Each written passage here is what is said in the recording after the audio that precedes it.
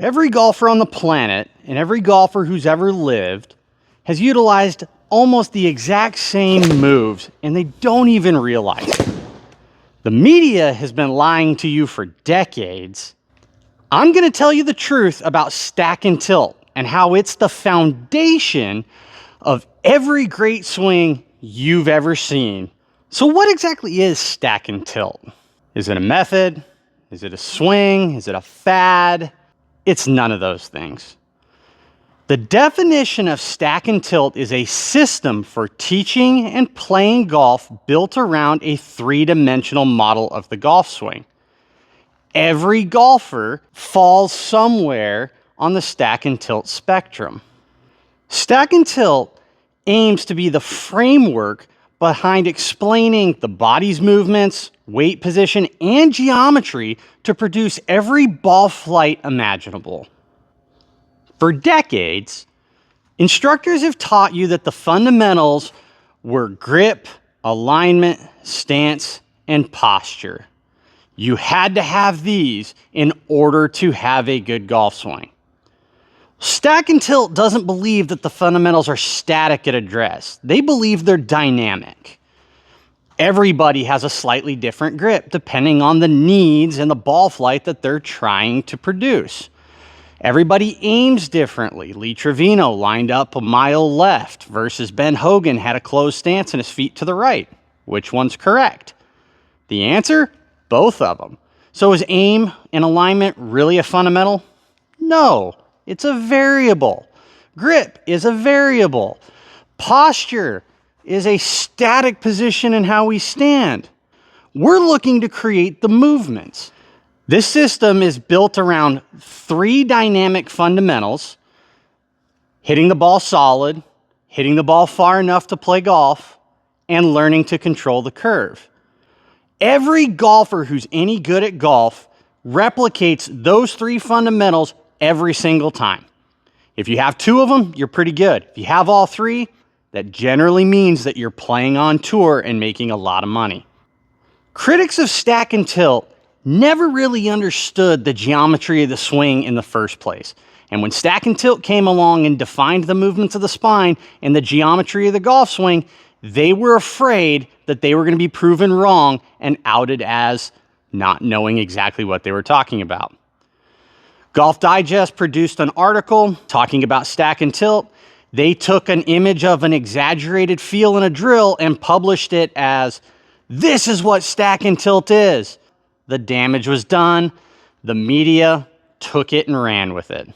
One of the greatest things I hear from every instructor and critic against stack and tilt is ruins golf swings. It hurts the body. Well, stack and tilt actually doesn't want you to do anything that's outside your body's normal range of motion. The spine, side bending typically only has between 30 and 40 degrees of normal range of motion. It doesn't want you to exceed that. But you look at so many young golfers who are taught to push up off the ground, spin open, and in order to get to the ground, they have to side bend beyond 50 degrees. And because they're young and strong, they can do it now, but that doesn't mean that they should. Doesn't matter if they're young and strong, they're damaging their spine and their body, and they're gonna fight injury later. Please know that stack and tilt does not aim to hurt the body. It wants golfers to play forever. And that's why stack and tilt is one of the greatest swing systems out there for senior golfers, junior golfers, women, middle-aged men in their 40s who feel hurt all the time, like myself. I hit the ball further now than I did at the age of 22, and I'm pushing 40. The other thing that major critics have against stack and tilt is they make the claim that tour pros who use the system fell off their game and they lost their tour cards.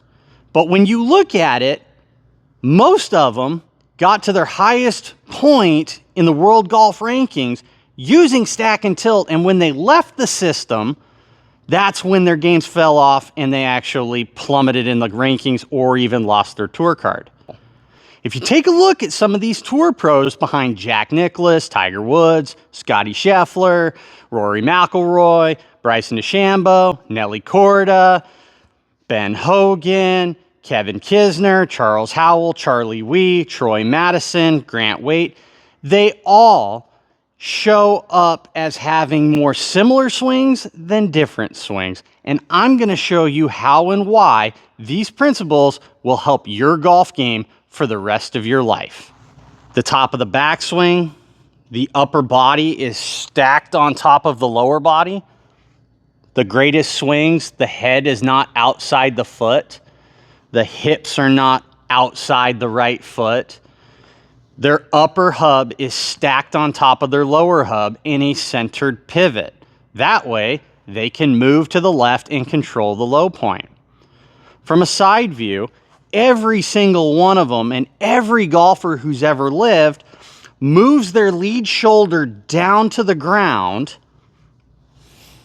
and their arms around their body on a tilted angle. Looking at every swing you've ever looked at, every single one of them shows the lead shoulder down. It doesn't matter if they're right-handed or left-handed. The lead shoulder is down. You have to turn, tilt, and extend the spine in order to move the arms around your body on an arc like the geometry of the swing is designed. Stack and Tilt described this 30 years ago, and now biomechanics experts finally agree that that's what's happening. A lot of golfers, coaches, media conglomerates, YouTube instructors, various players of different handicap levels like to make the claim that the golf swing is too complicated and everything Stack and Tilt is doing is extremely complicated and I just can't do that. Well, I'm here to tell you, you can chop the entire Stack and Tilt golf system into just 10 words. 5 two-word phrases, and I can make my entire golf swing. And if you start there with Stack and Tilt, you're going to hit the golf ball so much more consistent, you're going to hit it further, you're going to hit it more solid, and you're going to control your curve. The first 2 words that Stack and Tilt prescribes to every golfer is weight forward. This means moving the weight towards the target, not backwards and away from the target. Every tour pro at impact has their weight moving forward. There are golfers out there who play pretty good with a little bit of shift to the right, but they shift far enough to the left in the downswing to make up for it. I personally, and the model, prefers a centered pivot with no weight shift to the trail side. It is a myth that you have to shift to the trail side in order to hit the golf ball far. The third and the fourth words are hands in, meaning the golf swing works inward around your body in the backswing, and then in the downswing, it works back out to the golf ball and then inward around your body on an arc in the follow-through. So your hands have to work inward around your body. We combine that with the 5th and 6th words of shoulder down. My lead shoulder has to work down under my chin as my hands work inward around my body on an arc. Without that, I'm not going to rotate my body enough. I'm not going to make the swing arc big enough to generate any speed. So as I move my hands inward and I tilt my body to the left, I maintain my incline and I create a longer and wider swing arc that helps me build more power. The 7th and 8th words are a impact to follow through position. Most coaches don't like to teach the follow through because they say the ball's already gone. But the follow-through teaches us what happened before it and gives us a lot of insight into how we can get better. As we make contact with the ball, most tour pros, the left arm is straight, the right arm is slightly bent, and as they hit the ball, the right arm is extending, and my arms stay straight from impact to where my arms are parallel to the ground, which Stack and Tilt refers to as P9. The P system was developed originally by Homer Kelly in the golfing machine as reference points within a moving system. The final 2 words, 9 and 10, are hips tucked. What that means is, as we enter the follow through and our arms are straight, we don't ever want our hips back here.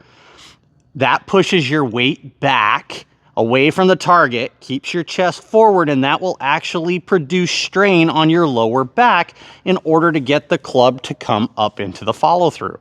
Stack and Tilt prescribes, as your weight stays forward in the follow-through, tucking the hips forward under your lumbar, which allows me to keep my arms straighter longer. Now, I can stand like this forever. Your hips are tucked forward to protect the lumbar, not flex it forward and stretch these muscles and actually put unneeded pressure on the vertebrae and the discs. So the 10 words: weight forward, hands in, shoulder down, arms straight, hips tucked. You can focus the entire golf swing on those and do pretty good. The truth is, stack and tilt isn't something weird or different. It's what every great golfer throughout time has done. We've just applied it into a system, and you should too. Make sure, comment below what part of the system you're the most curious about so that I can help you. And check out this video right here that starts explaining why ball flight changes in the system that Stack and Tilt has produced to help you figure out how to control your ball flight better.